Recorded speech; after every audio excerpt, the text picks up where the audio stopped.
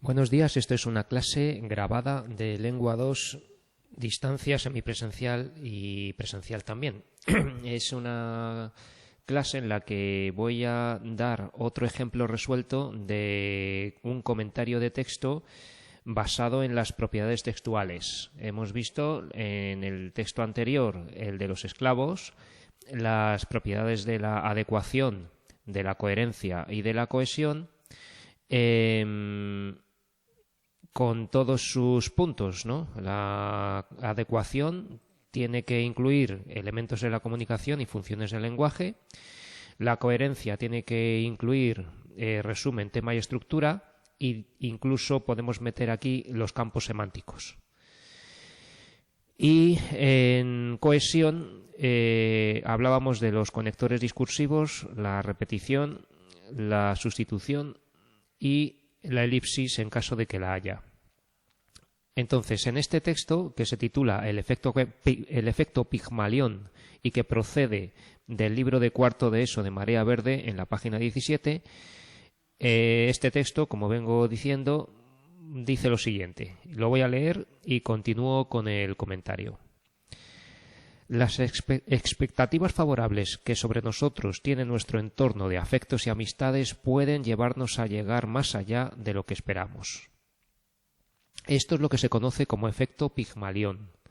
No es descabellado afirmar que en cada día de nuestras vidas suceden actos porque, consciente o inconscientemente, estamos respondiendo a lo que las personas que nos rodean esperan de nosotros, para lo bueno y para lo malo. El efecto Pigmalión es el proceso mediante el que las creencias y expectativas de una persona respecto a otra afectan de tal manera a su conducta que la segunda tiende a confirmarlas. En el terreno de la psicología, la economía, la medicina o la sociología, diversos investigadores han llevado a cabo interesantísimos experimentos sobre el efecto Pigmalión. Uno de los más conocidos es el que llevaron a cabo en 1968 Robert Rosenthal y Lenore Jacobson, bajo el título Pigmalión en el aula.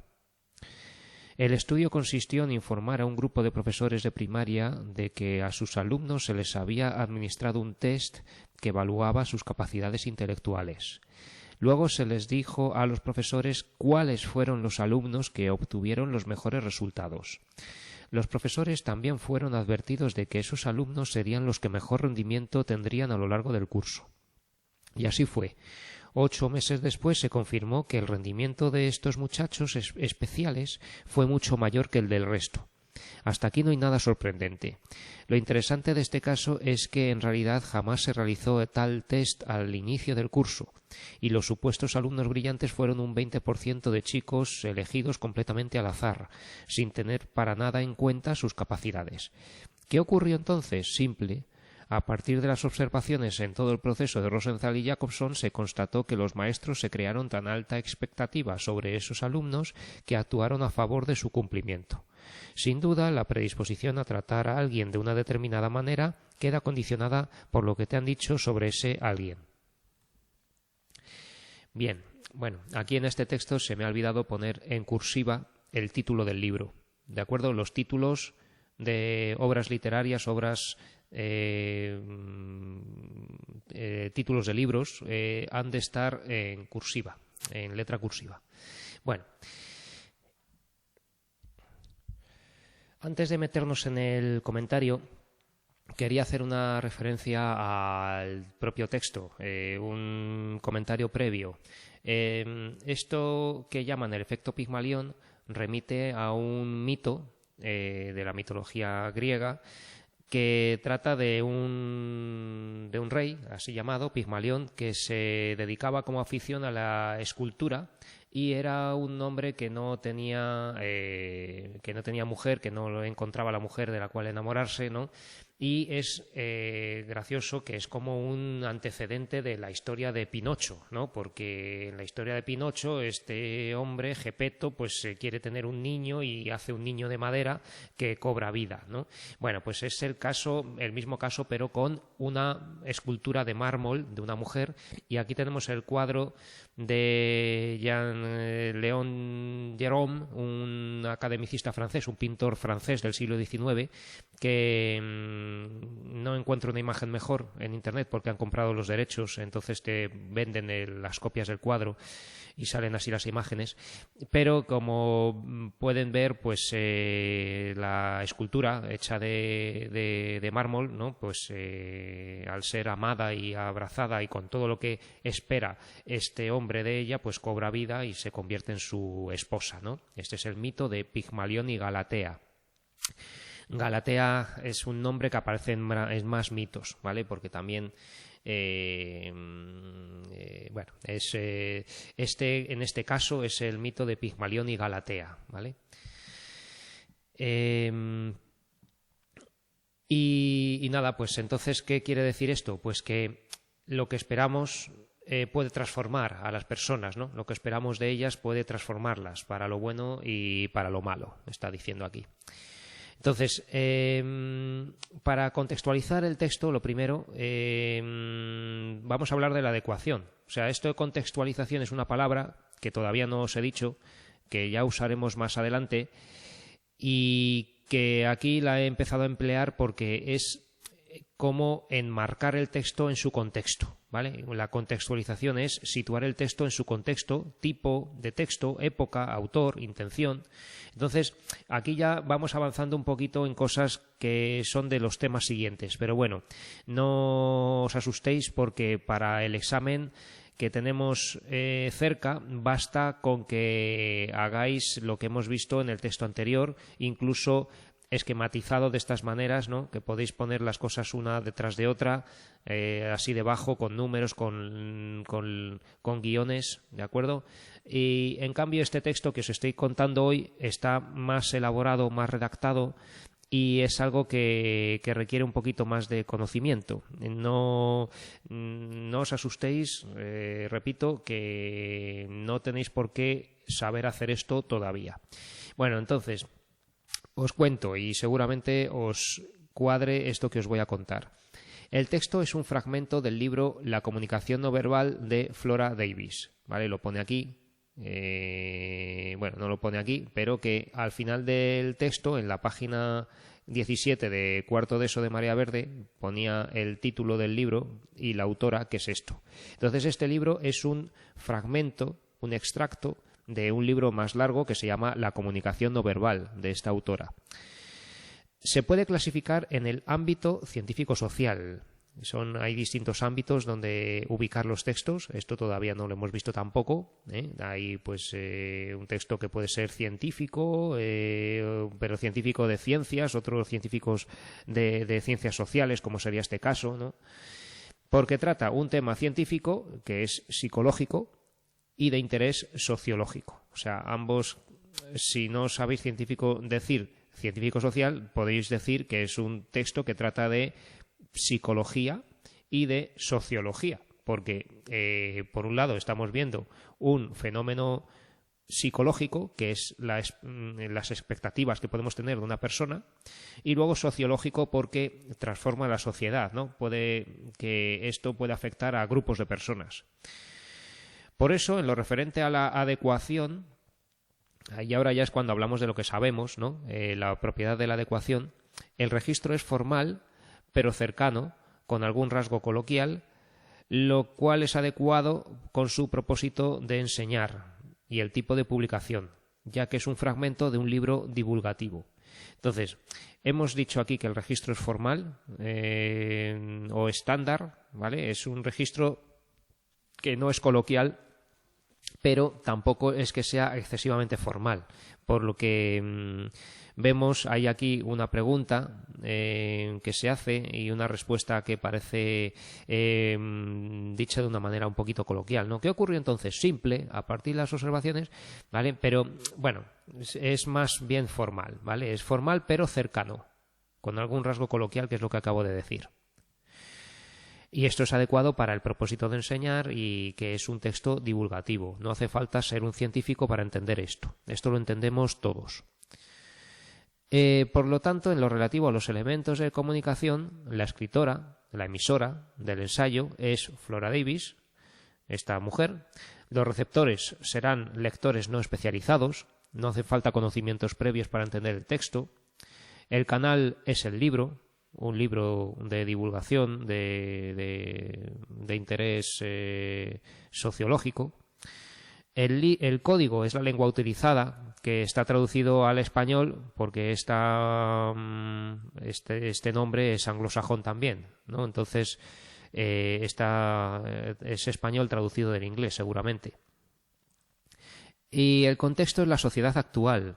El libro se escribió hace algunas décadas, si lo buscamos en Internet, pero que, bueno, pues el contexto podemos decir sociedad española actual o sociedad actual, que es el contexto en el que lo estamos leyendo, y acertamos.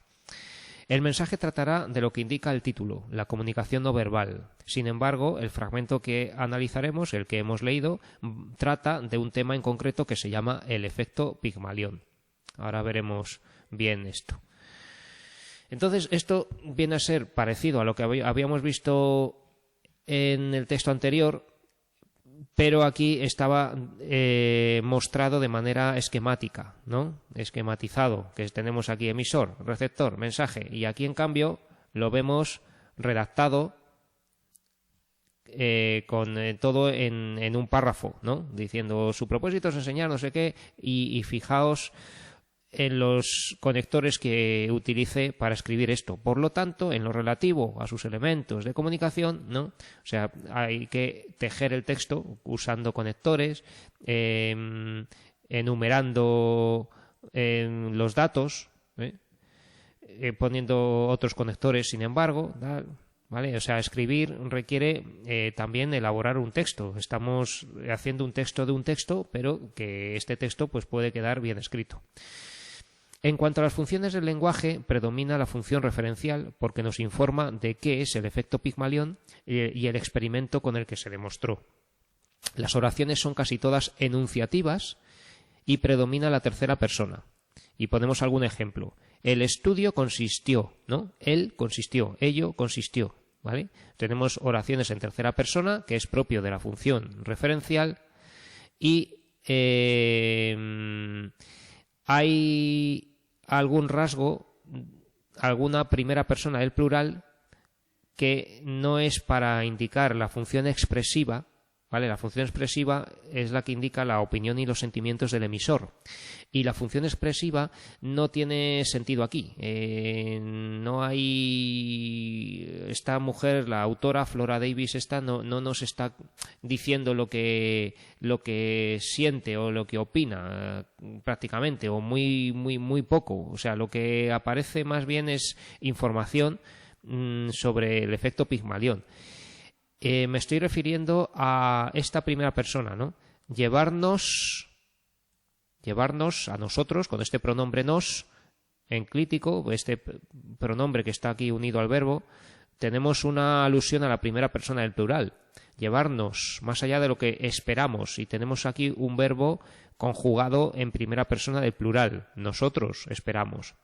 Pues bien, esta primera persona es un poco... ¿cómo decirlo?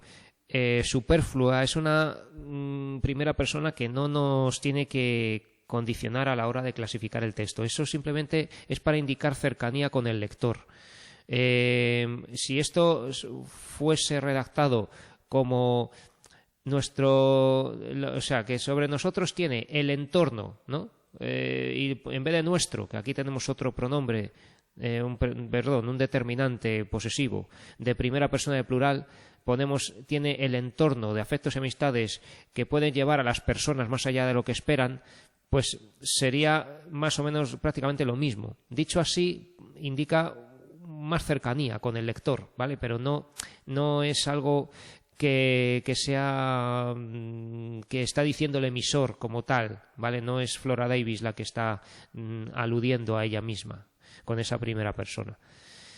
Y luego aparece la función apelativa porque nos convence de la utilidad y de la veracidad de ese fenómeno. En el texto parece que nos quiere convencer de que eso es verdad, ¿no? De que ese efecto Pigmalión es verdad. Y en esto utiliza... Con la función apelativa pueden aparecer oraciones interrogativas. Entonces, aparece una oración interrogativa que es la de ¿qué ocurrió entonces? ¿No? que hemos visto aquí. ¿Qué ocurrió entonces? Entonces, esta oración no es realmente no se llama del todo una pregunta retórica, es otro recurso, ¿no? Es una pregunta que se va a contestar sola, ¿no? Es una pregunta que al momento siguiente se va a contestar, ¿vale? Entonces, esta pregunta lo que sí tiene es una especie de llamada de atención al lector, ¿no? ¿Qué ocurrió entonces, no? Hacer una pregunta siempre llama la atención al receptor, ¿vale? Por eso lo que sí ocurre con esa pregunta es que tiene, es parte de la función apelativa, ¿no? De esta manera de querer convencernos que tiene el texto. Y luego hay un pronombre de segunda persona al final, que es este te, ¿no? Lo que te han dicho sobre ese alguien. ¿Vale? Aquí tenemos la predisposición a tratar a alguien de una determinada manera queda condicionada por lo que te han dicho sobre ese alguien. Podía haber dicho esto de otra forma. Podía haber dicho la predisposición a tratar a alguien queda condicionada por lo que a uno le dicen sobre ese alguien, ¿no? Y podríamos impersonalizar esa oración. Sin embargo, han puesto te han dicho por dos motivos. Por esa manera de buscar cercanía con el lector, como hemos visto aquí arriba, cuando estaba diciendo sobre nosotros, llevarnos más allá de lo que esperamos, ¿no? Dice lo que te han dicho. Entonces, aquí apunta directamente al lector, ¿no? Sobre lo que te han dicho a ti. Entonces, eso es función apelativa, ¿vale? Aparece con esa segunda persona, con la oración interrogativa. ¿Veis? Esto es un poco difícil, ¿no? Localizar, o sea, la secuencia envolvente, que es la predominante, en este caso que la función referencial, es fácil de ver. Pero si hay otras secuencias subliminales, ¿no? Por así decir, a la secuencia envolvente, son un poco más difíciles de ver. Pero espero que algunos seáis capaces en el examen. Y bueno, el texto cumple, vamos a la siguiente propiedad. El texto cumple la propiedad de la coherencia porque tiene sentido, mantiene unidad temática y está ordenado de manera lógica, ¿vale? Típicas respuestas que hay que decir cuando se habla de la coherencia. Los aspectos relacionados con la coherencia son el resumen, el tema y la estructura que se exponen a continuación. ¿Veis cómo está redactado este comentario? Y ahora decimos resumen.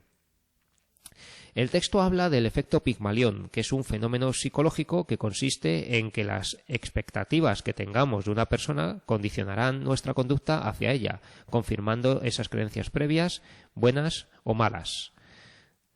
¿Vale? Esto es el primer párrafo. Todo esto lo hemos dejado en menos de la mitad. ¿Veis? Aquí lo tenemos.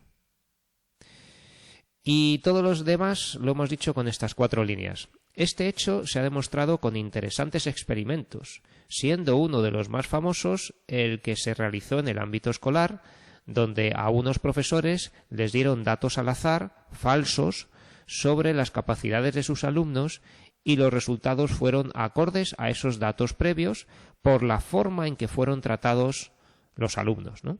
Esto confirmó que la predisposición hacia alguien condiciona su comportamiento, sus resultados, digamos. Entonces, podéis ver que aquí, en todo esto, no hemos dicho el año del experimento, ni las personas que lo hicieron, ni el nombre del libro que se llamaba Pigmalión en el aula. No hace falta. De todo esto solamente hay que decir que se han realizado experimentos, interesantes experimentos para demostrar esto, y uno de ellos fue en el ámbito escolar, en una escuela donde, y ya contáis un poco, que se les dio datos falsos a los profesores se hicieron una idea de que esos alumnos eran buenos, los trataron como si fueran buenos y efectivamente esos alumnos al final dieron buenos resultados.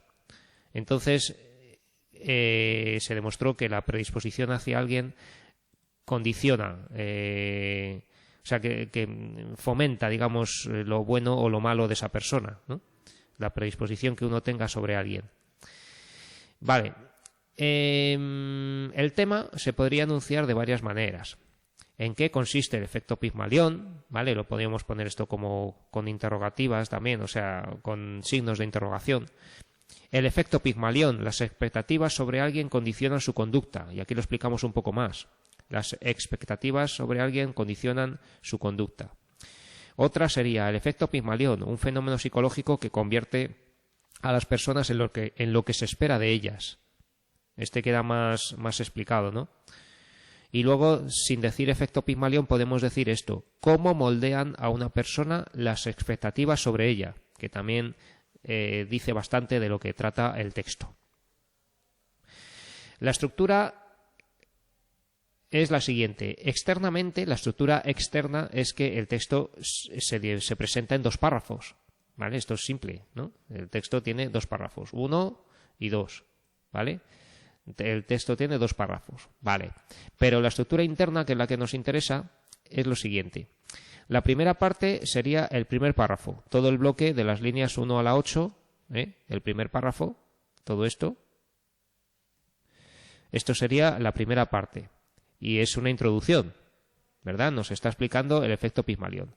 Nos introduce al tema explicándonos en qué consiste el efecto Pigmalión. La segunda parte sería el segundo párrafo menos las 2 últimas líneas. Sería todo esto. La segunda parte sería, desde aquí, que va a hablar de experimentos, nos explica todo el experimento, y hasta aquí sería toda esta parte, este desarrollo, digamos, en donde se nos cuenta un experimento, ¿vale? Lo hemos resumido de esta manera. Segunda parte, el segundo párrafo, menos las 2 últimas líneas, nos pone un ejemplo de un experimento que se hizo en una escuela con el que se demostró el efecto Pigmalión. Y así queda resumido.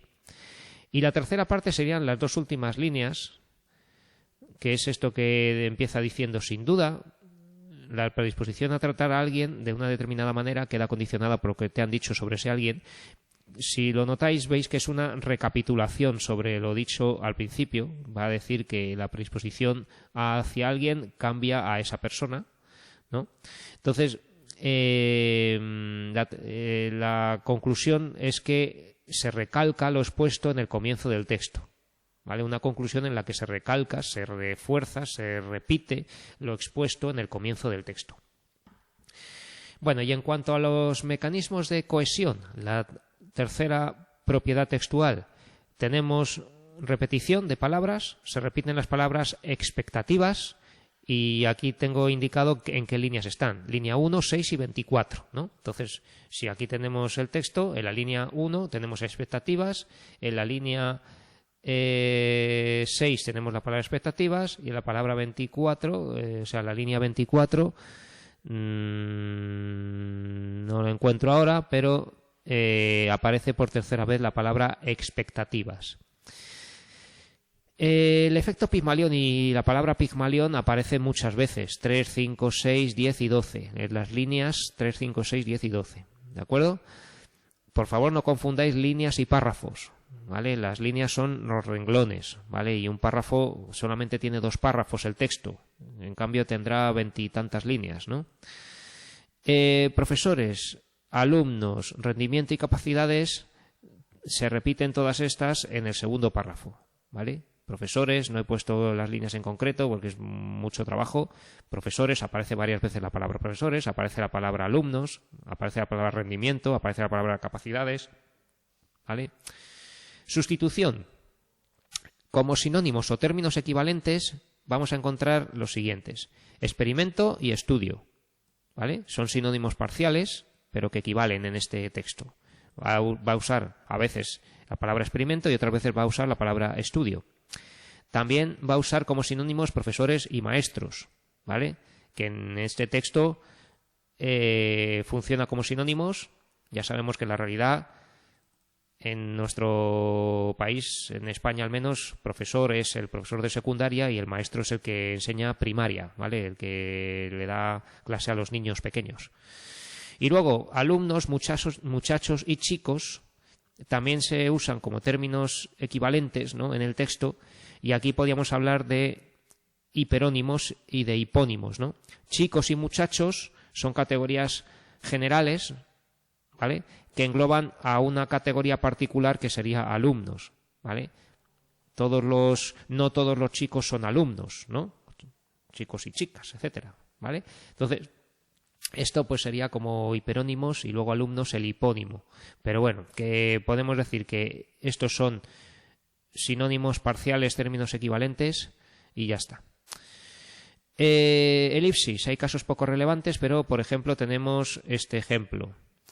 Al final del primer párrafo se ha omitido la palabra persona cuando dice a su conducta que la segunda tiende a confirmarlas, ¿no? La segunda persona, ¿vale? Al final del primer párrafo tenemos el que las creencias y expectativas de una persona respecto a otra.